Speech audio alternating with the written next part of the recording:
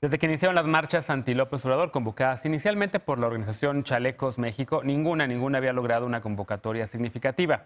Hasta ayer, cuando según información de la Secretaría de Seguridad Ciudadana de la Ciudad de México, 8,000 personas salieron a las calles a protestar contra las políticas impulsadas por el gobierno de México. ¿Quiénes acudieron? ¿Qué pidieron? Veamos el contexto. Mientras los simpatizantes del presidente Andrés Manuel López Obrador lo esperaban sobre la plancha del Zócalo, sus opositores se congregaron en el Ángel de la Independencia. Organizaciones ciudadanas, activistas y partidos políticos convocaron a una marcha contra la gestión López Obradorista rumbo al Monumento a la Revolución. También participaron algunos miembros de la familia Levarón. Adrián Levarón, padre y abuelo de algunas de las víctimas asesinadas el pasado 4 de noviembre, dijo que lo ocurrido contra su familia era un acto despiadado, pero seguir viviendo como si nada sucediera es un acto de cobardía infinita. La gran marcha nacional convocada este domingo pidió terminar con la ola de violencia y corrupción que se vive en el país. El líder nacional del PAN, Marco Cortés, dijo que su partido aceptó la invitación de Somos Chalecos México para demandar salud, seguridad, crecimiento económico y oportunidades de trabajo, mientras que el integrante de la Dirección Nacional Extraordinaria del PRD, Ángel Ávila, aseguró que la marcha era para defender la democracia, la autonomía del Instituto Nacional Electoral y para demandar una estrategia de seguridad ejemplar. Chalecos México, la organización que ha convocado a varias marchas contra el gobierno federal, se define como una organización apartidista, incluyente, pacífica y plural. Al llegar al Monumento a la Revolución, el grupo de al menos 8,000 participantes, de acuerdo con la Secretaría de Seguridad Ciudadana de la capital, realizó un mitin donde varios oradores cuestionaron las acciones del gobierno de López Obrador. Punto y contrapunto. Bueno, segundo tema a discutir. Sandra, tú estuviste ayer en esta marcha. Yo decía marcha anti-López Obrador, pero me corregiste, me dijiste, no, fue una marcha ciudadana. Pero yo sí escuché varias arengas en contra de López Obrador. Algunas que decían fuera López, algunas que decían no queremos a la Venezuela del Norte, como todas estas arengas que normalmente han gritado en momentos en los cuales han salido a protestar. Marchas que, en efecto, se han dado ya varias. Al inicio eran en contra de la decisión de cancelar el aeropuerto, o sea, era en pro del aeropuerto de Texcoco. Ahora fue un poco más amplio. ¿Qué viste en esta marcha de distinto? ¿Es la semilla para una oposición más fuerte? ¿PAN y PRD juntos? ¿Un frente por México otra vez? Pues no nada más fue la arenga, sino también las pancartas, ¿no? En contra del tema de Andrés Manuel, de que prometió mucho a 30 millones de mexicanos y muchos de ellos se nos unieron el día de ayer. Las cifras son un poco cortas. Sí, siempre son porque cortas. fueron más o menos 100,000 personas por 37 ciudades de todo el país. Aquí en la Ciudad de México, pues tuvimos la oportunidad de acompañar a los Levarón y a muchas organizaciones de la sociedad civil que quisieron pues manifestarse y manifestarnos. El Partido Acción Nacional, junto, como tú lo bien dices, en el PRD, pues también acompañamos porque creemos que es importante manifestarnos, alzar la voz y comentarle también al señor presidente, ¿no? Que también hay oposición y que no nada más está debilitando las instituciones como es los partidos políticos, el INE o la CNDH, sino también a toda una ciudad, a toda una sociedad civil.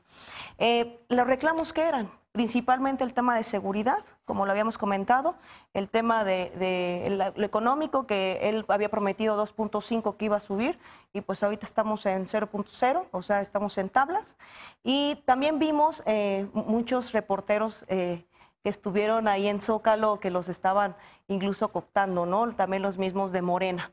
Vimos también muchos camiones que fueron hacia el Zócalo, y aquí pues en esta marcha no hubo acarreo, estuvo en paz, no hubo actos vandálicos tampoco hubo, estuvo bastante bien. También el mensaje fue fuerte con los Levarón y con varios personajes que se subieron al escenario, fue emotivo. Eso es lo que te puedo compartir. ¿Quién más habló además de los Levarón? Pues habló Kenia, hablaron... Kenia, la senadora del PAN. Sí, la senadora Kenia. Kenia López. Hablaron ahí también Pajés. Tuvieron ahí varias... Exactamente, tuvieron varias...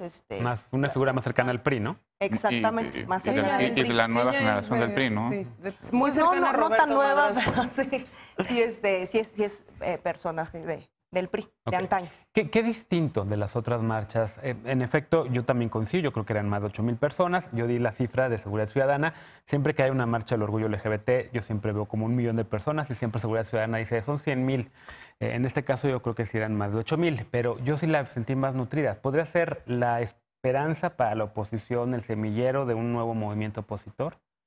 Pues somos oposición, digo, desde que ganó Andrés Manuel y hemos sido una oposición responsable porque también en el tema de, por ejemplo, la Guardia Nacional, pues estuvo el PAN ahí también apoyando esta propuesta.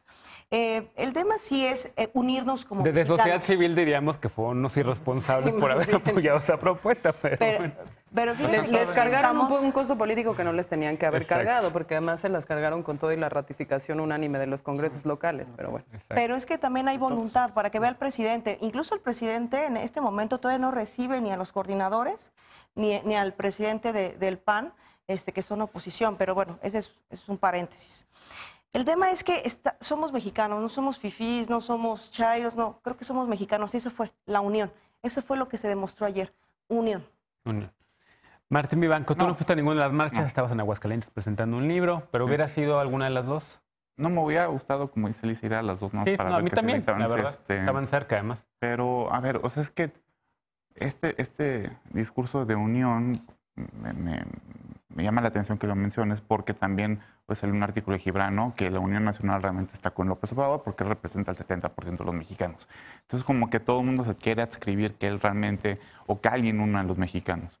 Y yo creo que no es así, o sea, y nadie se puede, y ese es el gran problema, o sea, arrogarse el decir el pueblo ahora sí que soy yo, ¿no? Y la unión está acá. Eso es súper peligrosísimo y lo hacen los dos bandos. ¿Qué es lo que me preocupa? Primero, ¿qué es lo que me preocupó respecto de que vi más ataques de la marcha pro López Obrador hacia la marcha ciudadana o anti López Obrador? Una deslegitimización, pero en automático, ¿no? O sea, los ataques se dieron de ambos lados, pero yo no entiendo si hay muchísimo más personas en la marcha de López Obrador, el Zócalo está lleno, ¿por qué no decir, oye, también es legítimo que marchen, ¿no? Personas que están en contra de algo y que no están de acuerdo con el presidente? Ahora, ¿qué no me gusta y por qué creo que no es oposición y no es el semillero de la oposición? Que están en contra, o sea, saben que están en contra de un personaje, pero no estamos, o sea, no están diciendo exactamente de qué y por qué y cuáles son los ajustes que se necesitan. Porque yo preguntaría, bueno, ¿cuántos gobernadores tiene el PAN? Y ellos que no son corresponsables en el gobierno o sea, del país, y no son responsables de la seguridad, y no son responsables del crecimiento económico, de cuando acá nada más son responsables del gobierno federal. Y se lo diría también a los del PRI, los que quieran hacer oposición. Si no tienes idea a favor de qué estás, entonces no puedes estar en contra de algo, ¿no? Es un oxímoron. Y parecería que lo único que están en contra es de López Obrador y desmantelamiento de las instituciones que sí existe, ¿no? Pero no, o sea, los cuestionamientos que se hacen, si uno intenta una respuesta pertinente, yo creo que de ahí sí puede salir. A ver, órganos autónomos, una andanada en contra de los órganos autónomos que hemos visto. Bueno, hay que cuestionarnos la pertinencia y salir a defender con argumentos, decir, bueno, ¿cuánto debe de ganar el presidente de tal o cual órgano? ¿Cuáles deben ser sus funciones? Si deben existir o no. El cuestionamiento no está mal, ¿no? Pero, o sea, solamente el defender por defender y casi gritando, diciendo, no, es que el INE lo están quitando. A ver, pero ¿por qué? ¿No? Y eso es lo que yo creo que no se ha hecho y por eso creo que el semillero de la oposición no está en ningún lado. Y igual que Lisa, a mí lo que me da miedo es la emergencia de una extrema derecha cuyo discurso es muy simplón y estar en contra de todo. Y luego eso se desliza, estar en contra de los migrantes, estar en contra de las mujeres, estar en contra de derechos fundamentales y de ahí nos vamos y sale un Bolsonaro mexicano, ¿no? Eso es lo que a mí me da miedo. Lisa, ¿tú cómo lo ves? Déjame, tú empezaste el otro, más con Lisa. ¿Cómo viste esta marcha? ¿Crees que hay algo distinto con las anteriores? Yo sí veo cosas distintas, ¿no? El hecho de que haya habido figuras como los Levarón que tomaron el estrado y hablaron y se convirtieron, digamos, en un referente. No mencionaría, no metería ni a ninguno de los políticos del PAN ni del PRD porque son lo mismo de siempre, pero sí pondría, o sea, para mí sí es destacable ver que los Levarón ahí se están convirtiendo en una especie, pues no sé si de concentradores del enojo.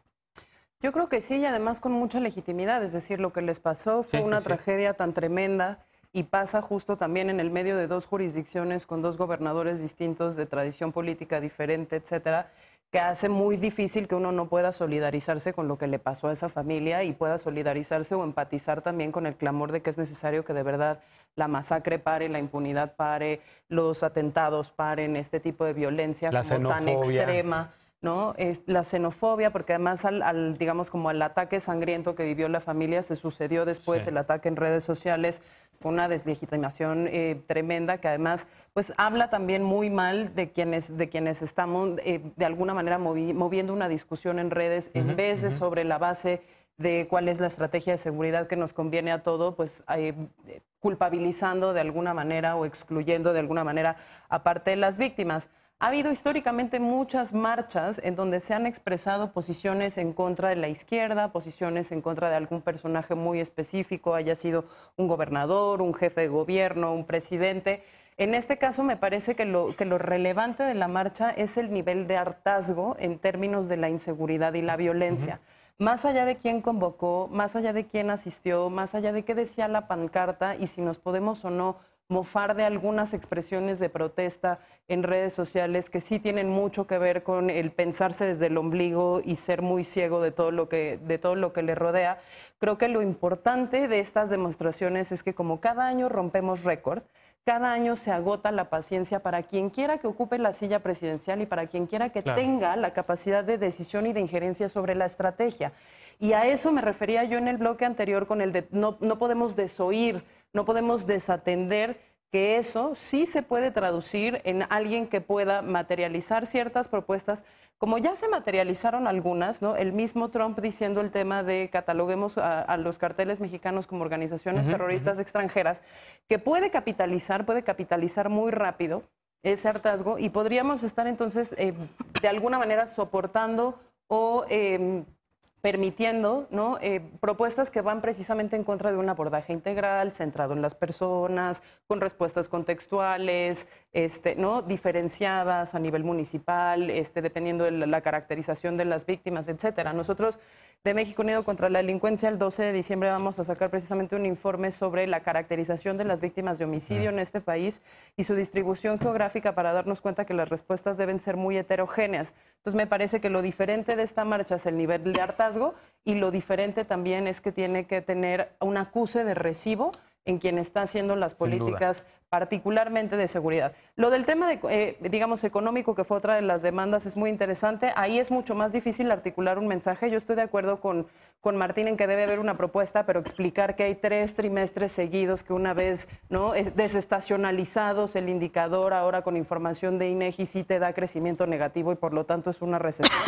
Me parece que es mucho más importante cuál es la propuesta, ¿no? La inversión de quiénes, de los empresarios mexicanos, ¿con qué? Con certeza jurídica. Ese es un mensaje muchísimo más claro y muchísimo más adecuado a los tiempos que estamos viviendo, ¿no? De personalización de las leyes, de caprichos legislativos, etcétera, o de muchas reformas constitucionales que hoy en día no nos dan necesariamente certeza de a dónde vamos. No deslegitimaría ninguna de las dos protestas. Me pareció además muy sano del grado de madurez de ciudadanía que tenemos por lo menos en esta ciudad, que las dos protestas o los dos actos convivieron de manera relativamente tranquila, con algunos episodios por ahí de expulsiones de ciertos comentaristas que fueron algunas, ¿no? Ya hemos visto algunos de esos ejercicios también aquí en Ciudad de México, cuando marchó el Frente Nacional Antiderechos por la Familia y los colectivos LGBT también, que nos hemos encontrado incluso en el Ángel.